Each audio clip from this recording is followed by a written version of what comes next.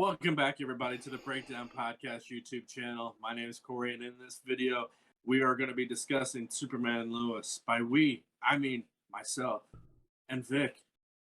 Up there. Nope. Next Up to you. there. I'm next to you.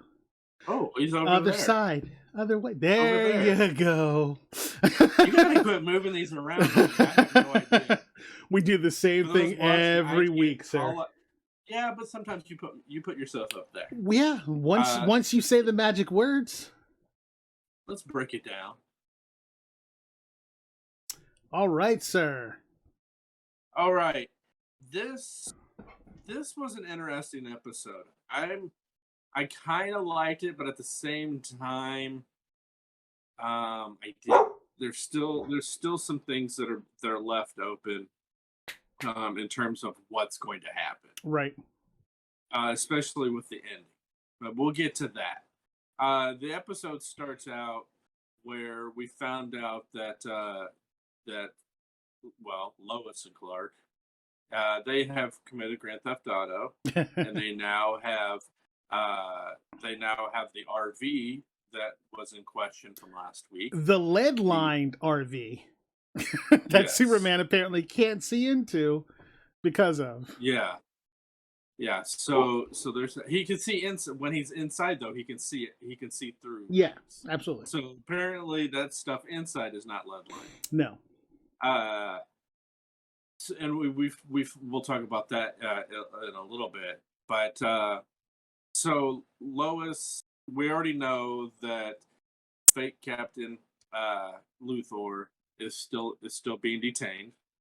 So the RV is on the Kent farm, and Lois and her son, whose name Jonathan. He's going to be named. We're going to name him Jonathan. We're going to name him No Power. That's a lot longer than Jonathan. His father's name was Jonathan. His father's name was Jonathan. It's not hard to remember. I can remember this one. Anyway, I see where you're going with this, but one good point about this is we are finally seeing a real divergence between the powered Kents and the unpowered Kents. Right. And as they are talking at the beginning of the episode, kind of discussing the fact that the boys went rogue and joined in the battle with their dad when they shouldn't have, but saved his butt. In the interim, you get to see like he's working on popping the dents out of the truck and fixing the grill, and he's asking Jordan to hold the grill while he I-beams it to heat it up so he can put it back in the position. Like all of this is him like including Jordan in his superpowered ability to fix this vehicle. And at one point, Jonathan is like, "Hey, Dad, here you go." He tries to hand him a wrench. He's like, "Yeah, I don't need that right now. We're good."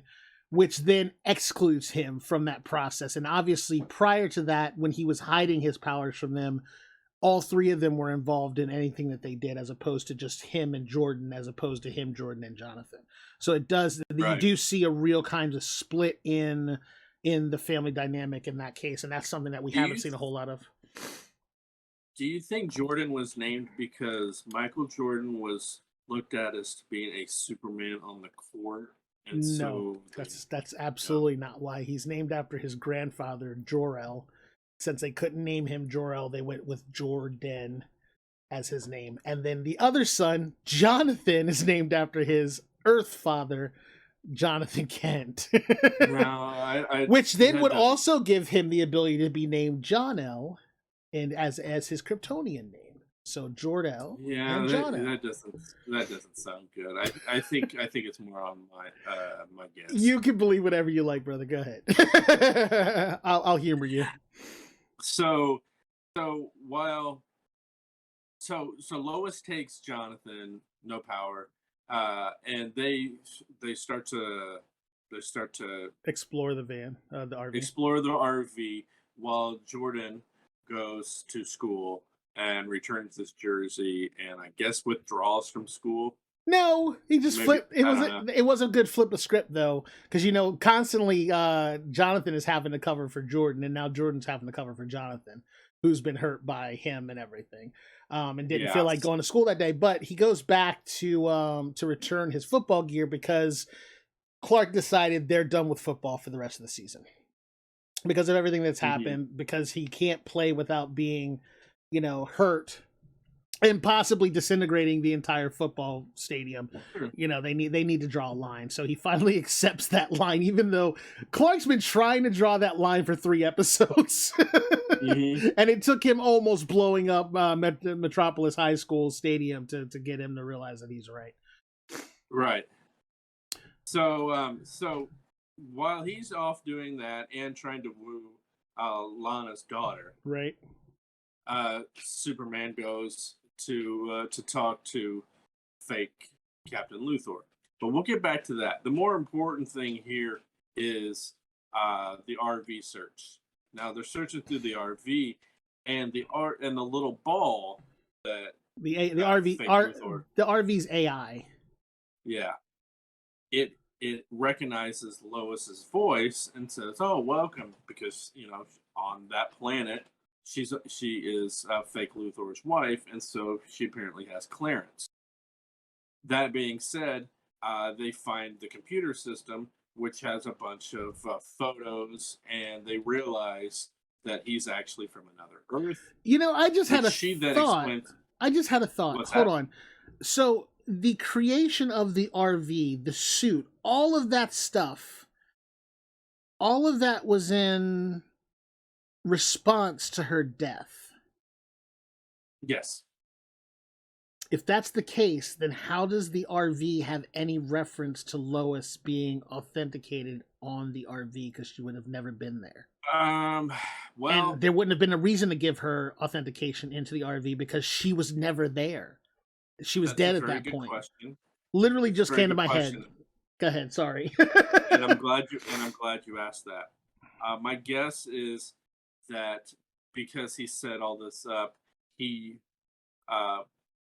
recognized her voice from the videos, maybe, and that's why. Does it make sense? No. But I will say this. I asked the hard question. Sorry. I have a bigger question though, because we see flashbacks while he's being interrogated. Right. We see a flashback of him basically coming to this Earth. He's flying a ship, which is not the RV. It's most likely the ship that we saw in episode 1. Right. And now there's no RV attached to this ship. Where did the RV come from? So what I'm guessing happened was when the ship was destroyed, he had a little shuttlecraft vehicle that he was riding around, that he was flying around in. So he had the main ship, and then he had a little shuttlecraft vehicle that he was running around in. I have a feeling what he did was, because he needed to disguise it, he probably rebuilt that shuttlecraft into that RV. So he just retrofitted an actual RV with all of the stuff from his shuttlecraft and turned that into a weapon in disguise, for the most part, in order to be able to blend in. That's believable to me. Like I can easily see that being done, especially since he is a structural and aerospace engineer. It is possible, like that's something that he would be able to accomplish. So my BS meter is reading full. That's what you draw. That's the hill you want to die on. And when it comes to BS meters, okay, let's go. So anyhow, getting back to that, they find out that he's from another planet. Then she has to explain to Jonathan about other planets or other worlds. And I'm glad she did, though. I'm glad, like, that's not something that they're just like hiding out there. Like, oh well, yeah, there's nothing. Don't worry about that. Like, so many shows do that. Like, oh yeah, that's just a thing that happened. But like, she's like, yeah, it's a little ridiculous, but this is an actual thing. And there's not anything we can do about it. Like, I like that they actually just came right up front with it. I do too. But the thing is, he accepted it very casually. Dude, his father is Superman. He just met a guy who almost beat his dad's butt using a hammer. I know. Like, you can't, at this point, his brother's shooting laser beams out of his eyes. At this point, if you're Jonathan, you're going to go, yeah, that's par for the course. There could still be a little shock going, what? Yeah. Seriously? Well, I mean, he's also just found out he's got a half sister. I mean, sort of. I mean, it's a little overwhelming, but when it really comes down to it, after knowing that your father is Superman and also knowing that there are super beings in the world, I just don't think hearing that is going to be enough to like, you know, I think if he ran into himself, there would be more of a pause than the fact that there is probably another one of him out there somewhere. So yeah. Well, so anyway, he gets clued in, and she's like, "This is too much." I guess there was too much for her to handle. Yeah. Well, she stopped. She witnessed her own death. She witnessed her own death. No, she didn't see that. Jonathan Did she not? saw that. Oh no. She saw the pictures of her and John Henry getting married, and the fact that she had a daughter with him. That's what took her over the edge, and we didn't know why, but that's what put her over the edge, and she took off. And she's like, I can't do this. I need a break. Let's get out of here. And whatever reason, she took off, but left him hanging out. And then he went back in and found out it was a death trap RV. Well, he saw her die. He saw her die. Then he was like, "Oh crap!" And he wanted to get out of there. But then he's like, "I'm going to search around a little bit more." And after breaking into the refrigerator, that's actually a gun locker. Yeah. Then laser beams started going off, and everything sealed up like Fort Knox, and he couldn't get out. Of course, Lois comes around. She can't get in. She hits the button. Superman comes running or flying from the interrogation, from what he was doing, what he was doing, and saves him. And of course, this is when Lois goes off on him, which makes then it's clear from the beginning of the episode when she was talking to her therapist that that she had hurt somebody. You find out with him, and you also find out why she went off. You find out because before the Jonathan and Jordan were born, she had a daughter who died, and so that's why she was so upset, because she didn't want to lose another one, and it be quote unquote, I don't know if it was her, she considered it her fault. Well, the trauma of the miscarriage left her with the feeling that like this was all her fault. They lost a baby because of her and her actions and yada yada, which then rekindles that pain for her when she almost lost Jonathan, because she left him there unattended. And if he had have died, she would have felt like it was her fault again that she lost it. And the therapist is like, you need to understand that unfortunately things like miscarriages are a fact of life. It happens. Like, you can't blame yourself for this. You could have been doing all of the right things 100% of the time and still had this happen. It was not your fault. And until she actually started to kind of understand that, she was literally breaking down, which again, there is emotion in this show that they need to learn to write into Flash, because like her pain was palpable. You could really feel like she was suffering that loss right then. And it could be that she's a better actress than Iris, but like just the way they wrote it in there was so much more heavy than anything I've seen lately on Flash or any of the other CW shows. And we also find out the name of that said baby was going to be the name of her mother or her grandmother. I think mother or grandmother. It's her grandmother. It was her dad's mother. Yeah, her dad's mother, which is Natalie. Which is also the same name as her daughter in Fake Captain Luthor's world. In John Henry Irons' world, yes. Yes. So that's why she got up and had to take a break, because of that, which ultimately led to Jonathan going back in. So that all being said, she ends up telling him later, look, this is the reason why, I'm sorry, and then they have, they hug it out. And I think with them for this episode, I think that's the end of it. But if we backtrack a little bit to Jordan, like I said, he's at school and turning in his jersey. He finds out that Lana's daughter is supposed to be auditioning for this school play. The school play, and her dad was going. tried to help out because he's like, you used to sing when you were little, you're good, blah blah blah. So he attempts to help her out a little bit, and then he's going to show up at the audition to play the piano. No, play the guitar for her. He's gonna play the guitar for her. Oh, okay, yeah, and then help her out. Well, he doesn't show up. He doesn't show up because he was on his way to see Lana and ran into Leslie Lar. Leslie, there you go.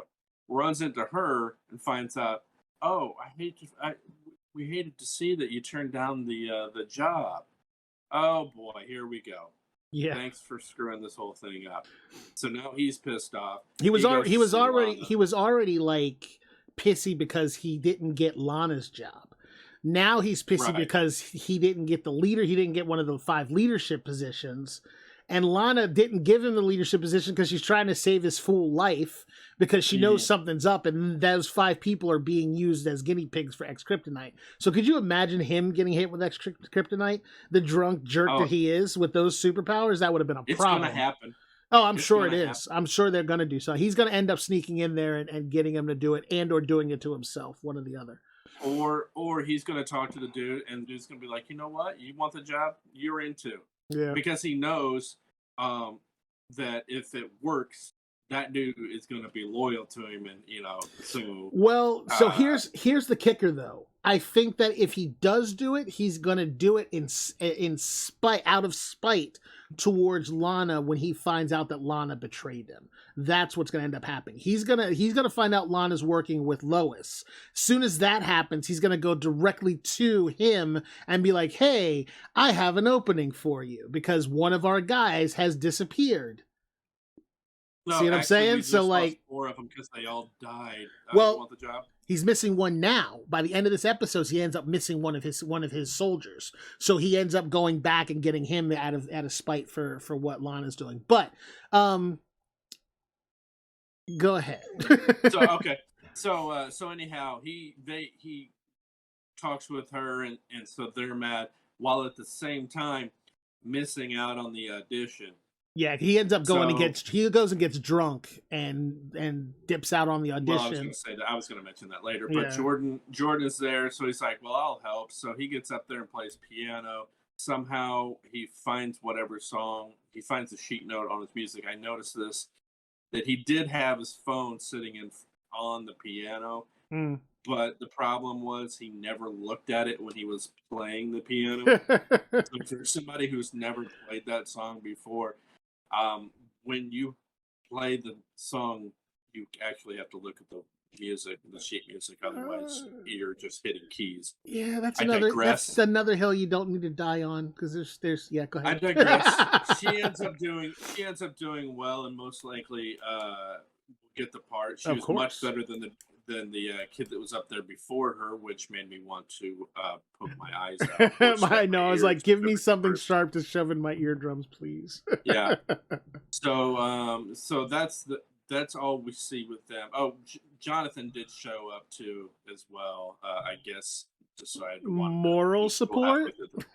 Yeah, I don't. Well, I think it was also just to solidify the fact that he's not after Sam. I think that's her name, after Samantha. They're like, let his brother know, like, I'm not trying to jock block you, dude. I'm just trying to help. And so that leads us to our final story part of this episode, and that is the interrogation. Well, it's not working with Superman. He's not getting through. He's dropping little clues, I think. Although they mean nothing to anybody else, but to us, the viewer, they are clues. Like I said, we do see a flashback of him coming to Earth as he was he's like a little, he's trying to push a little further, like he knows that he can go to another Earth. Right. And Superman is right there trying to, or actually, I should say fake Superman, is trying to beat into the ship. And then we don't know what happens. So here's the kicker with that. Did he come through with him? That's what I'm wondering too. And if he did come through with him, then it would be John Henry Irons' fault that their work gets destroyed by Superman because he brought bad Superman into their world. Mm-hmm. So come on, and they were very, very ambiguous. He was beating on the glass. He was eye lasering the glass. He didn't get through. He realizes he's about to jump through some sort of a portal, and he kind of backs off, but we don't know whether or not he just let him go or if he followed him through. So there's the kicker. In my opinion, here's the thing, though. I think if he came through, where has he been, and why is he waiting? Why is he waiting to do anything? Unless maybe he is actually that main boss guy that's trying to dig up all the that kryptonite. Oh, but he doesn't look like Kent. He doesn't look like Clark. This is a comic book show. He probably is disguising himself. So here's my guesstimation. If he did come through, part of the reason why he is not doing anything right now is because of the fact that he's from an Earth that lives under a red sun, and that red sun is what gives him powers. And on Earth we have a yellow sun, and possibly that's causing him problems. So he's not fully powered right now. Because remember, there isn't a whole lot of time that this is all going on. This is still within like a couple of months. So if bad Superman came through, he gets hit with yellow sun rays.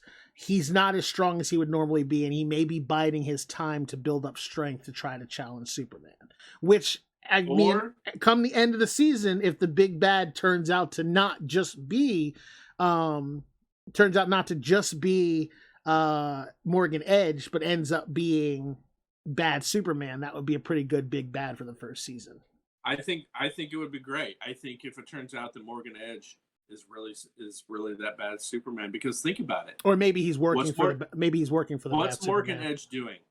He's building up an army based on this old kryptonite. Now, how does he know anything about that? X-Kryptonite, yeah. Because he's fake. He's that Superman from that other world. No, I'm just putting it out there. More like he found the fake Superman, and he's keeping him under wraps right now. Like they came through, he crashed to Earth, Edge found him, which could be why they closed down one of those mines or something. He found him, he's got him in like a stasis pod or something while he's trying to figure out what to do with or about him. And that's going to end up backfiring on him, and he's going to escape or something. I don't know. There's a ton of different scenarios that it could be, but I feel like it is possible with what we just saw here, that bad Superman may have come through the portal with Steel, and that could be what's going to happen. It would be a good, interesting thing. But as you were saying, he is being interrogated by the lot of them. General Lane is like General Lane is like, oh, I'll go talk to him.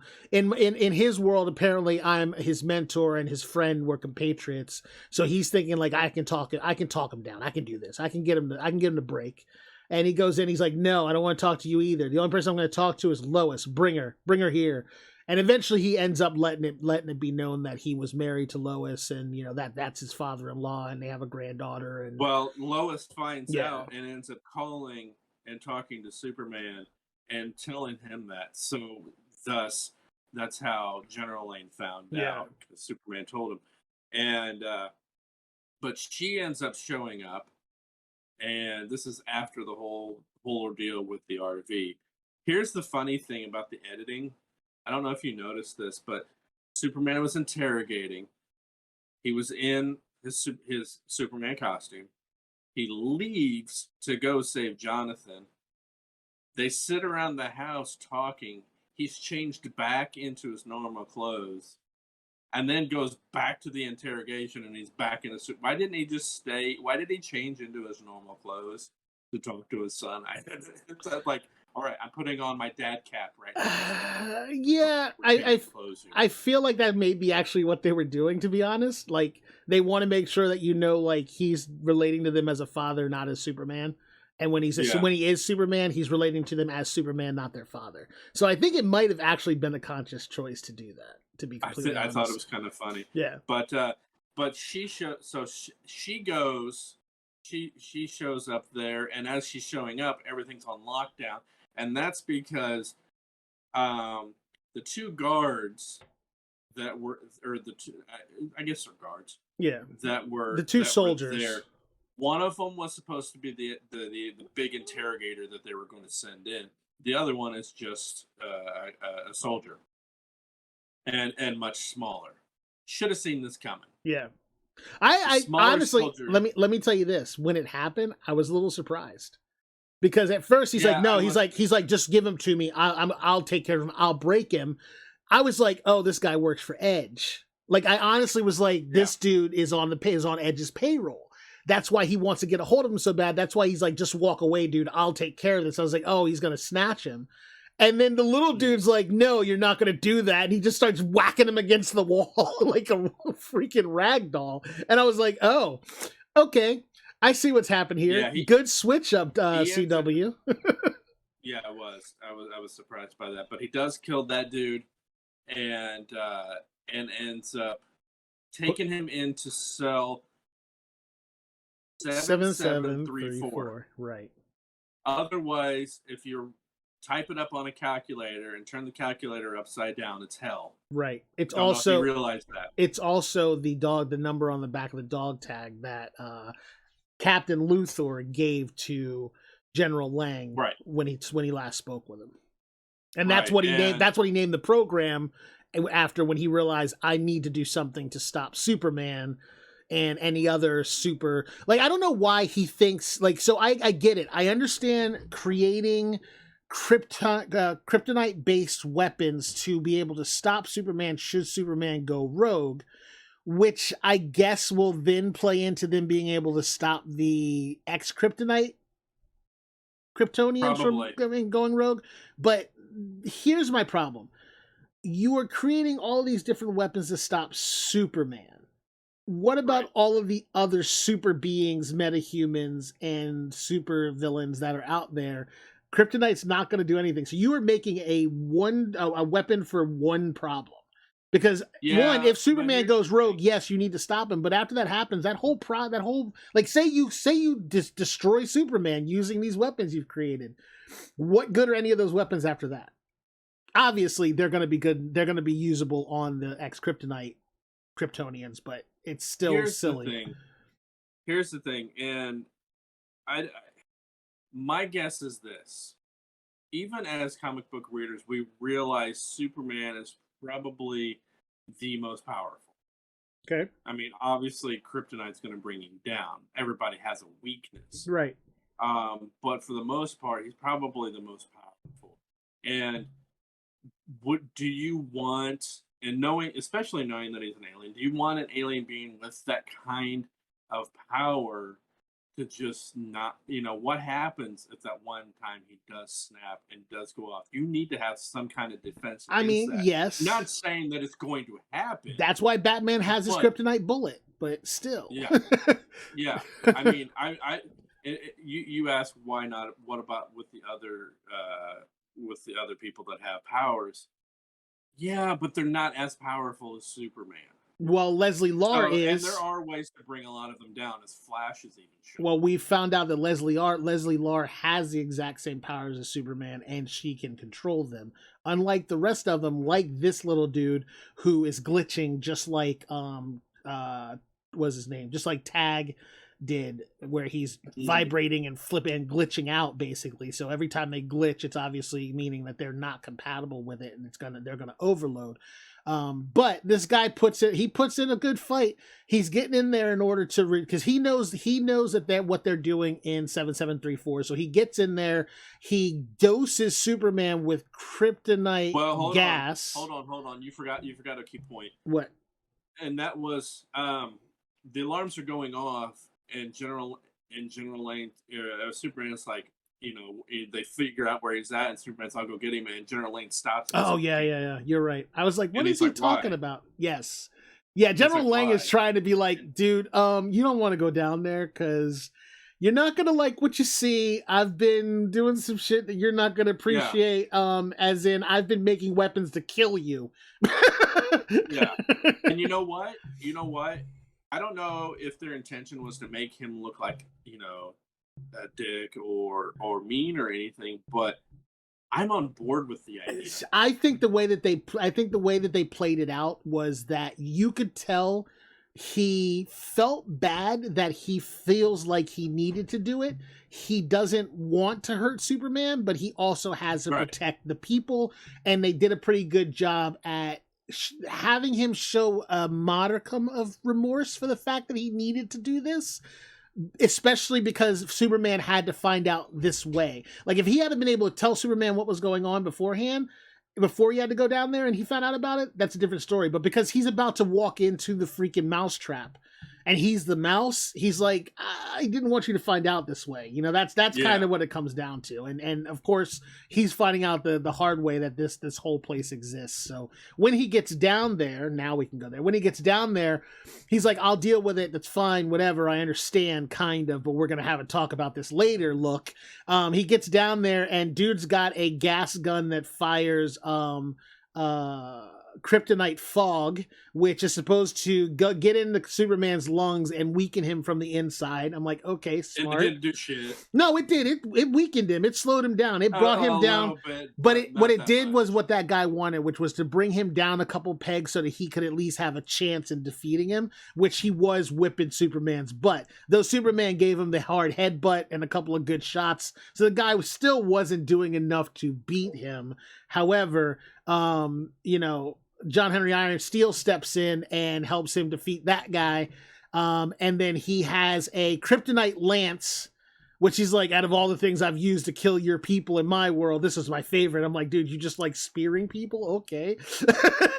Well, not only that, we didn't even see him kill anybody at all anyway. Well, but that battle, so from the point where if you look at the videos, like there's a point where him and Lana are in bed before the whole big war starts. He has no scar on his face. Then all of a sudden he has a big scar on his face. And they start talking about how he was in the resistance and he was fighting against Superman. He was on a mission to stop Superman. So fair enough. Yeah. But then that's when Lana happens to bust in. Actually, she busted in with her dad and a bunch of soldiers. He ends up dropping the weapon. Yeah, she talks him down by appealing to his family side and the fact that she knows who he is now and understands what's going on and knows about their daughter their daughter, and I don't know. She knows what's going on and he needs to stop and he caves. He drops the weapon. They end up letting him go. They give the RV back and he goes upon his way and he changes his name. And he drives off into the sunset. Again, CW, this man has murdered innocent people. He has killed people, and you just let him go. I don't know what the hell is going on this network. I mean, seriously. I understand the idea of letting him go because he can be an ally now to Superman. Because obviously he's changed he's what they're signifying is that he's changed his opinion of this world Superman, and at this point he's going to work towards stopping the ex-Kryptonite people because he now knows that. I don't think in his world. I think in his world they may have just been other Kryptonians that survived. You know what I mean? And in this world, they're not other Kryptonians. They're people who are being turned into Kryptonians. And now he's going to have an ally to fight against Edge and stop him from doing this now that he knows exactly what's going on and that Superman hasn't gone rogue and isn't trying to destroy the world until he comes across the actual Superman that came through the portal with him. If you're unfamiliar, we do talk about the Flash on the podcast, and that's at 7 p.m. Eastern on Twitch. It's twitch.tv/MillerKing_51. The link is down below. We do talk about the Flash, and we talk about how week after week they're constantly going. The bad guy of the week is always like crying at the end of the episode and saying, "I'm sorry," and then they let him go, right? And there's no repercussions. This just follows right along with it. So I don't know what I mean. Not to say that he's a bad guy. But, there has to be some kind of action taken. They just go, all right, you kill some people. Here's your murder bus back. See you later. Here's your creepy murder bus. You can have it back. Go on your merry way, and maybe one day down the road we'll see each other again. Well, the Ben 10 RV is loaded for bear, and I mean, and honestly, I know what they're doing. He's now an ally Superman. He's going to help him to defeat Morgan Edge, which is fine. But maybe they did something like, hey, we're watching you. Hey, they show that they put some kind of a monitoring system on his ankle, so he's under house arrest in his RV, or something, just to say we know. Like, they put Tag into a special prison to make sure that he didn't get out and do anything wrong, right? So how come he gets to go free? And Tag didn't kill anybody. And not only that, Tag killed no one, by the way. And not only that, you already know who is behind a lot of the bad stuff that's going on. Right. Why not keep him around? Hell, let him live in the RV on the farm. He can sit out there in his RV all time, work in the barn or whatever. And they work as a team to try and take this thing, and instead they're just like, okay, bye. Well, I mean, it'll come around. He's not going far. He's not going to leave Smallville. I don't think he's going to leave Smallville. But my point to this is the other part that kind of angers me, and that all shows do this, not just CW shows. All shows do this. Hey, we happen to find that Morgan Edge is mining this stuff called X-Kryptonite, and he's creating super beings like Superman that are killing people. General Lang, you should probably look into that, because I've got proof. Here's the X-Kryptonite. Here's one of the guys that did it. Obviously, this guy was just fighting Superman, and he's on Edge's payroll. You should look into it. Now, mind you, I'm giving them the benefit of the doubt that next episode they're going to do this. So as of this week, I'm saying this is going to happen next week, hopefully, because if it doesn't, that's when I'm going to call BS. My BS meter is going to be full at that point, because there's no reason why between Lois, Superman, and Steel that General Lang does not open an investigation into what Morgan Edge is doing with that X-Kryptonite. There's no way in hell. Exactly. They need to do something on. If they don't, then you're headed down that path that it's hard to come back from. That's the path of us ridiculing your show the entire time. Well, I mean, it comes down to it's a good start, and the show is doing well. I don't have any complaints about it, besides just some small miscellaneous things that you always end up with any TV show. But I think that this show is doing a remarkable job at showing the family aspect of things, which you don't really get to see a whole lot of in superhero things, and not doing it like they did with Stargirl, where it's just this angsty teenagers that's just constantly causing problems. It's still two angsty teenagers, but their problems are realistic to the things they're going through right now, and I'm enjoying that part of it. So it has done a lot to keep me interested, and they're going in a pretty good route. But you can definitely see some of the old tropes that the CW, not tropes, but the CW tropes being written into this story, and I hope they don't continue with that part, and we'll see where it goes. All right, and that's going to end this video. We do want to thank you for watching. Again, check us out on Tuesdays, 7 p.m. Eastern on Twitch. Also, while you're here, please hit the subscribe button, the notification bell, and the thumbs up button. That does really help out our channel. So on behalf of Vic. That's me. I'm Corey. Thanks for watching. We'll talk to you next time. See ya!